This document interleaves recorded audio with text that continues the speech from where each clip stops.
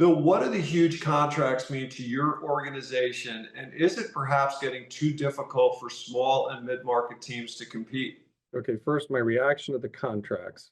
Yeah, they're staggering in terms of their size. And, you know, only the teams with the biggest revenues can kind of be in that stratosphere for the elite free agents. Teams at the bottom end of the pecking order realize that they can't do it every year because players who improve and get good and become superstars are going to walk in free agency. They just don't have the resources to sign them.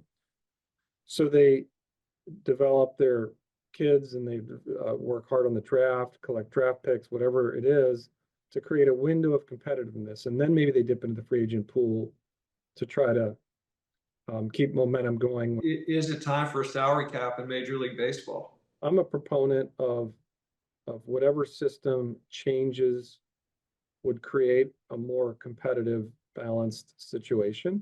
And I think that we've got to get on the same page so that we can modify or change the system to create competitiveness and these cycles that can be more frequent for everybody.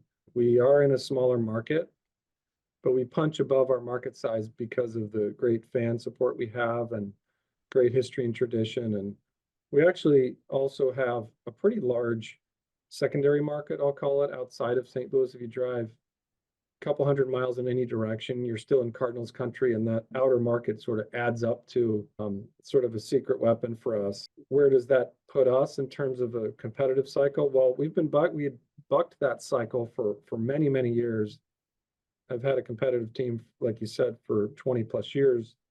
Right now, we're sort of experiencing a bit of a down cycle, but we also have higher expectations than perhaps some of the tiny markets have, where they're just accepting of this limited cycle of competitiveness that they have to time perfectly. We feel like if we do our job right, we can have long competitive windows. Bill, in this period of record-setting player pay and soaring franchise values, is it time for a better relationship between the owners and the Players Association? I certainly hope so.